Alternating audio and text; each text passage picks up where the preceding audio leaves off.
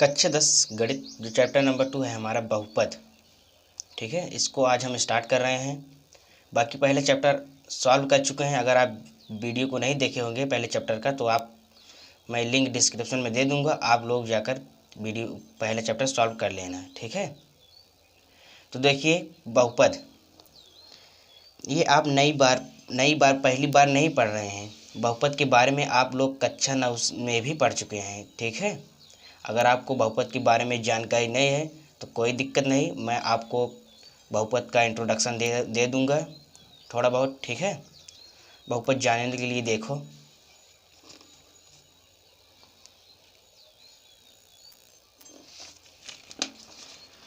आप लिखेंगे पहले बहुपद। ठीक है,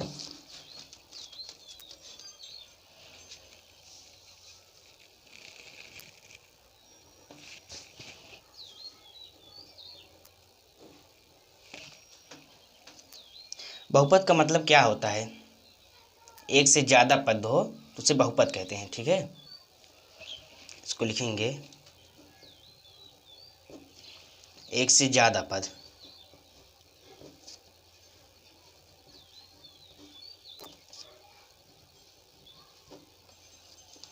ठीक है, बहुपद अगर आपको जानना है तो दो चीज़ों को पहले आपको जानना जरूरी है। पहला क्या है बहुपद में? चर, और दूसरा है अचर।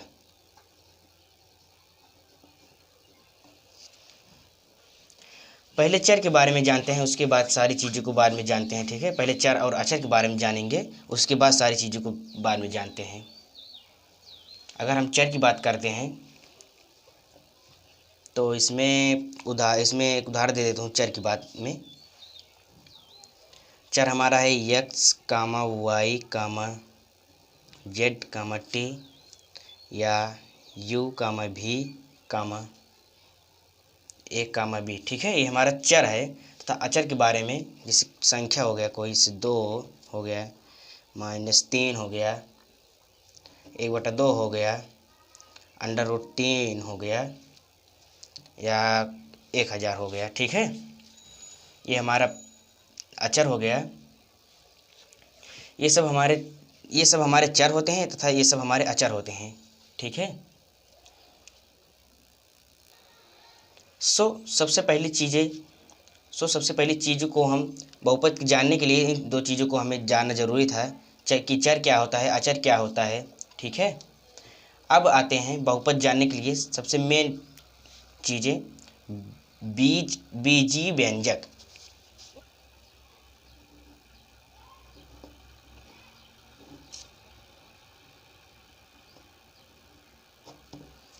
ठीक है, क्या होता है बीजीय व्यंजक?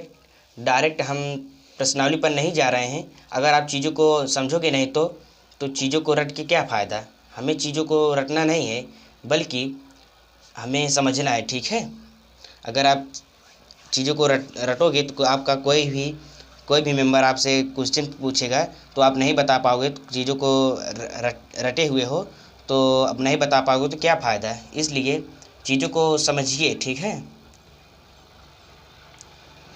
जैसे बीज व्यंजक में मैं लिखा देता हूँ, कुछ निश्चित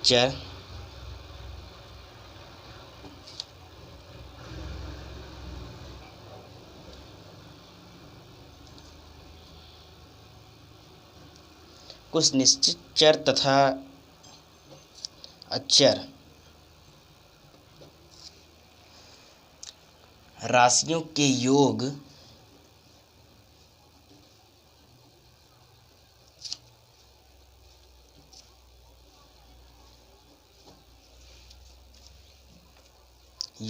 अंतर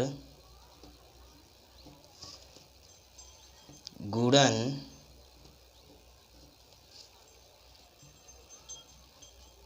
भाग इत्यादि।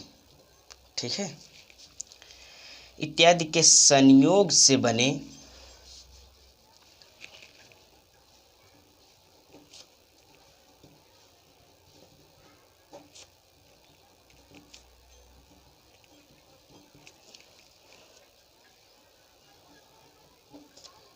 पद को बीजीय व्यंजक कहते हैं। ठीक है,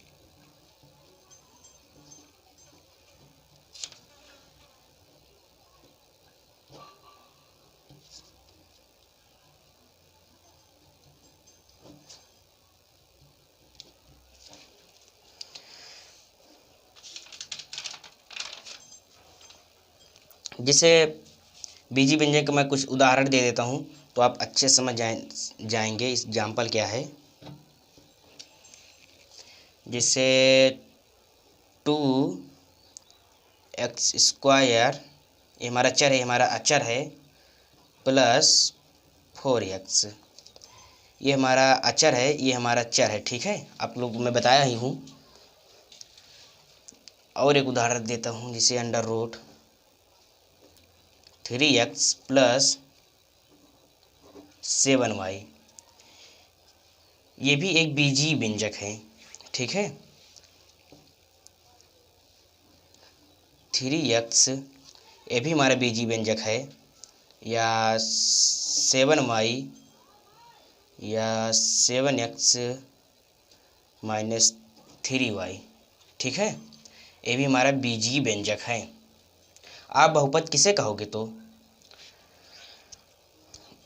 ऐसे लिखना है बहुपद के बारे में फिर से।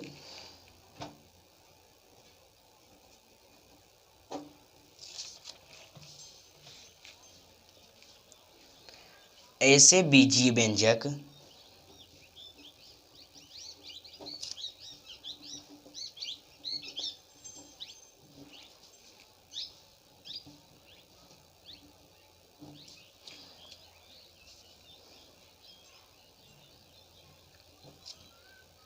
ऐसे बीजीय व्यंजक को हम बहुपद कहते हैं।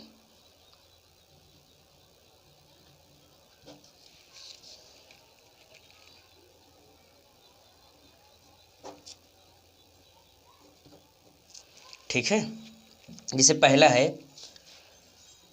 इसमें का पहला चर राशि, चर राशि का घातांक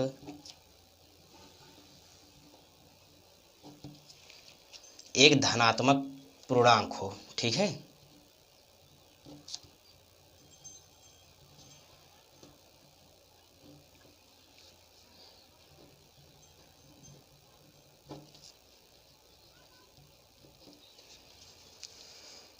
और दूसरा है पदों की संख्या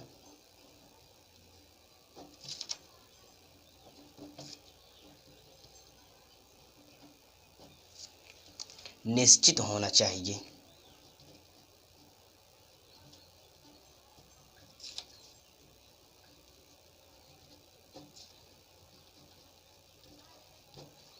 ठीक है, और तीसरा है हमारा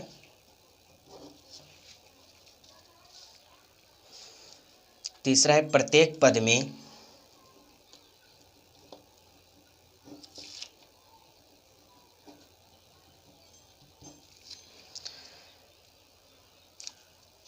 पद में चर राशि का गुणांक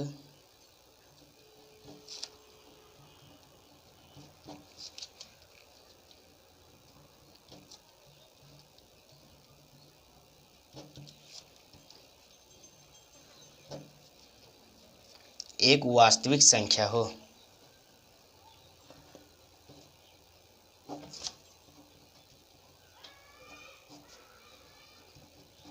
ठीक है, वास्तविक संख्या आप तो पढ़े ही हैं, पहले लेसन में बताया था मैं वास्तविक संख्या तथा काल्पनिक संख्या के बारे में। काल्पनिक संख्या नहीं है, आपको कक्षा 10 में वास्तविक संख्या ही पढ़ना है। ठीक है, बहुपद का कुछ उदाहरण लूँगा जो कि बहुपद होगा और जो कि बहुपद नहीं होगा। ठीक है, एग्जाम्पल देता हूँ, जिसे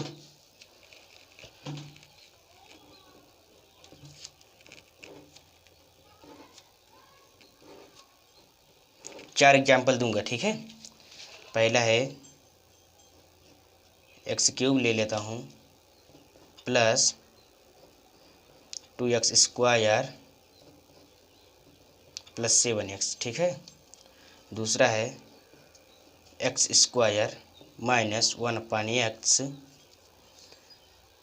तीसरा है 2x² माइनस एक्स प्लस 7। चौथा ले लेता हूँ अंडर रूट में ले लेता हूँ √3x² plus 7x minus 1/x ले लेता हूँ। ठीक है, अब इसे हमें पहचानना है कि कौन सा बहुपद है कौन सा बहुपद नहीं है।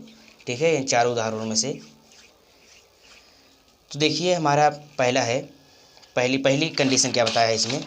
पहली कंडीशन है कि चर राशि का घातांक एक धनात्मक पूर्णांक हो। ठीक है, चर राशि का घातांक एक धनात्मक पूर्णांक हो। और दूसरा क्या है, पदों की संख्या निश्चित होना चाहिए। ठीक है, और तीसरी है प्रत्येक पद में चर राशि का गुणांक एक वास्तविक संख्या हो। ठीक है, तो देखिए हमारा पहला शर्त में है चर राशि के घातांक धनात्मक हो। ठीक, देखिए हमारा जो है सभी में धनात्मक है। ठीक है, ये हमारा पहला कंडीशन हो गया। और दूसरी क्या है, पदों की संख्या निश्चित होना चाहिए। जैसे हमारा पहला 1 2 3 ये पदों की निश्चित संख्या है क्योंकि इसमें 3 संख्या हमें पता चल गया। ठीक है, और चौथी कंडीशन क्या है, प्रत्येक पद में चर राशि का गुणांक एक वास्तविक संख्या हो। ठीक है, जैसे इसमें का गुणांक देखो, इसमें का गुणांक 1 है, इसमें गुणांक 2 है, इसमें गुणांक 3 है। ठीक है, ये हमारा तीनों कंडीशन फॉलो कर रहा है, इसलिए हमारा ये बहुपद है। ठीक है, अब ये दूसरा हमारा है x² माइनस 1/x। ठीक है, इसका एक शॉर्ट तरीका मैं बताऊंगा।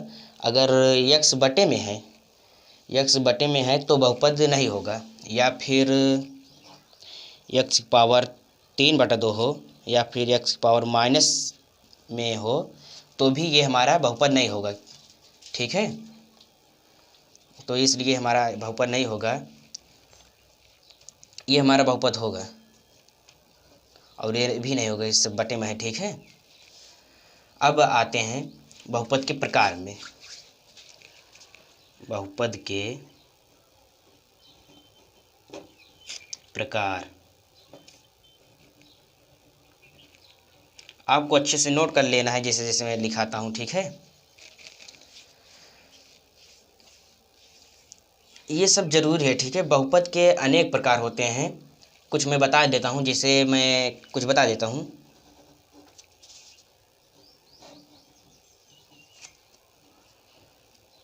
एक पदी,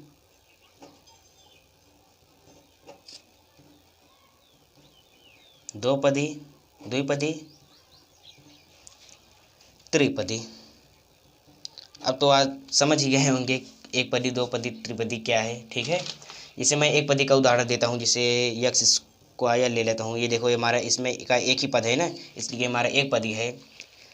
एक और x ले लेता हूँ, कामा 7x ले लेता हूँ, ये सभी हमारा एक पदी है। ठीक है, अब दो पदी में आते हैं, जिससे x² प्लस 7, ये हमारा दो पदी। देखिए इसमें दो पद है ना, इसलिए हमारा दो पदी हो गया। एक और ले लेता हूँ 3x² माइनस x। ठीक है, ये सभी दो पदी है। त्रिपदी में एक उदाहरण दे देता हूँ, जैसे x³ प्लस x प्लस 7। ठीक है, इनमें से में देखो 3 पद है, इसलिए हमारा त्रिपदी हो गया। ठीक है, एक पदी दो पदी त्रिपदी समझ में आया। ठीक है, आप अंतर भी जान गए होंगे एक पदी, दो पदी, त्रिपदी में। अब एक आता है नया पद। ठीक है, इसमें का नया पद आता है शून्य बहुपद। शून्य बहुपद पढ़ेंगे अब। ठीक है, इन सब की जानकारी हो जाएगी ना, इन सब की जानकारी अगर आपको हो जाएगी, क्योंकि आपके एग्जाम में आते हैं मल्टीपल चॉइस क्वेश्चन, विकल्पी बहुविकल्पी क्वेश्चन आता है ना। अगर आप वीडियो को स्किप कर दोगे तो आप समझ नहीं पाओगे। क्वेश्चन वही बच्चा करता है जो पूरा कंसेप्ट समझ में उसको आता है, तो वही बहुविकल्पी करता है। ठीक है, शून्य बहुपद क्या होता है, चर की घात शून्य होती है। शून्य बहुपद में चर की घात शून्य होती है।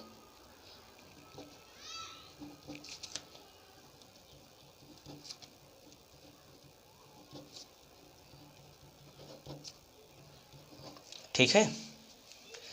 चर की घात शून्य होती है, जिससे एग्जाम्पल दे देता हूँ। -7, 6, 1/2, ये सभी संख्या, ठीक है।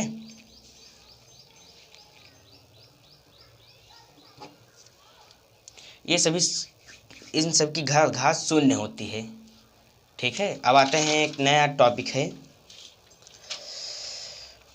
शून्यक बहुपद में, ठीक है। एक नया है बहुपद।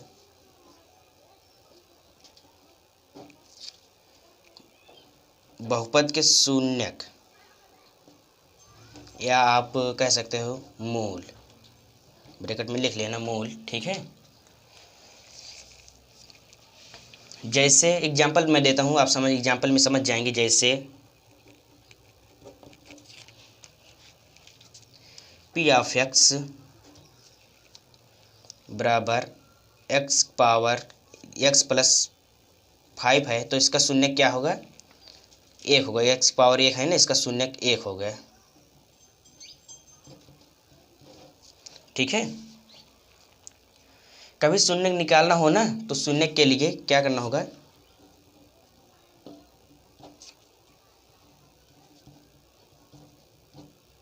शून्य के लिए समझ जाइए।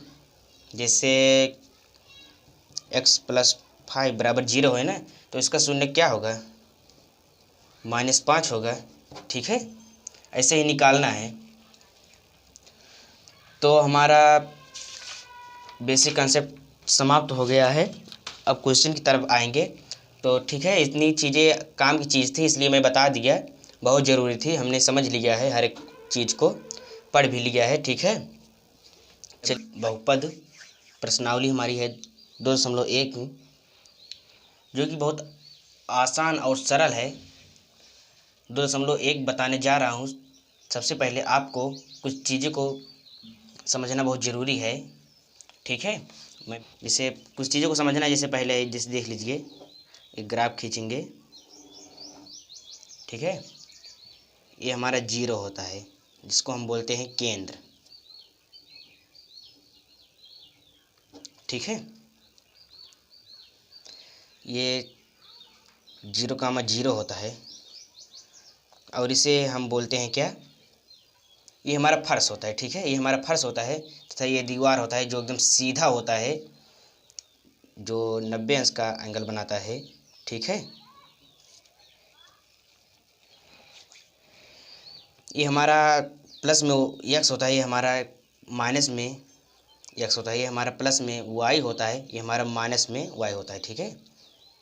जैसे प्लस में 1, प्लस में 2, प्लस में 3, माइनस में 1, माइनस में 2, माइनस में 3, ये प्लस में 1, प्लस में 2, प्लस में 3, माइनस में 1, माइनस में 2, माइनस में 3, ठीक है। अब देखो, अगर आपको ग्राफ पेपर दिया है, ये आपको ग्राफ पेपर दिया गया है, आपको ये ग्राफ पेपर दिया गया है,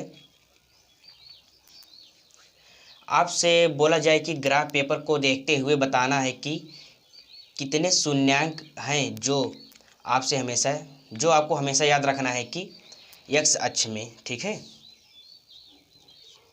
x अक्ष में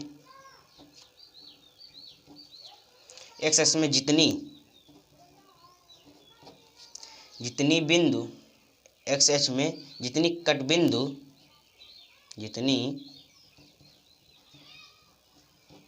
कट बिंदु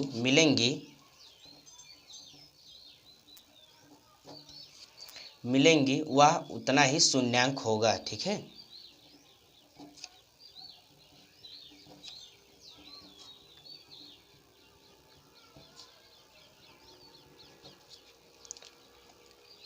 ये तो समझ में आ गया। अब जो चीज़ें हमसे बोली जाए कि हमेशा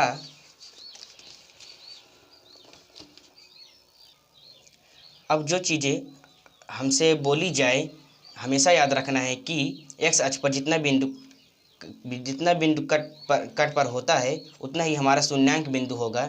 अगर x अक्ष पर उतना कट बिंदु ना आए तो हमारा वह शून्यांक नहीं होगा। ठीक है, अब गौर से देखेंगे, आप गौर से देखिएगा पहला चित्र क्या है। इसमें देखिए एक्स अक्ष पर एक्स लेस में यहाँ पर कोई कट बिंदु नहीं है। ठीक है, यहाँ पर कोई कट बिंदु नहीं है, कोई कटांग बिंदु नहीं मिल रहा है। वाई अक्ष पर मिल रहा है, वाई अक्ष से हमें कोई लेना देना नहीं है, हमें सिर्फ एक्स अक्ष से लेना देना है। एक्स अक्ष पर कोई कटांग बिंदु नहीं, तो ये हमारा 0 होगा। ठीक है, तो हमारा दूसरा है, दूसरे में देखिए, ये देखो इसमें एक्स अक्ष पर एक बिंदु कट रहा है, वाई से हमें लेना देना है, एक्स पर एक बिंदु कट रहा है, तो ये हमारा 1 होगा। ठीक है, अब इसमें देखेंगे, इसमें देखो एक्स अक्ष पर 1 2 3 3 बिंदु कट रहा है, तो इसमें हमारा 3 होगा। ठीक है, अब चौथे में देखिए, चौथे में 2 बिंदु कट रहा है वो एक्स अक्ष पर, ये हमारा 2 होगा। इसमें पाँचवें में देखिए 1 2 3 4 बिंदु कट रहा है, तो ये 4 होगा। ठीक है, इसमें देखिए 1 2 3, ये 3 होगा। ठीक है, बहुत ही आसान तरीके से मैंने बताया, बहुत ही सरल तरीका है, आप लोगों को अच्छे से कर लेना है। बहुत ही आसान तरीका था, 2.1 प्रश्नावली, बहुत अच्छे तरीके से मैंने बता दिया। आपको बस यही बेसिक सा थोड़ा समझ लेना है और बाकी आपको समझ में आ जाएगा। तो हमारा पहला प्रश्नावली ख़त्म हो गया है, मैं दूसरी प्रश्नावली का लिंक दे दूंगा, आप लोग डिस्क्रिप्शन में चले जाना है। ठीक है, और वीडियो अच्छी लगी हो तो प्लीज़ लाइक शेयर और सब्सक्राइब जरूर करना। ठीक है, तो चलिए मैं नेक्स्ट वीडियो का लिंक डिस्क्रिप्शन में दे दूंगा, आप लोग वहाँ से कर लेना। ठीक है।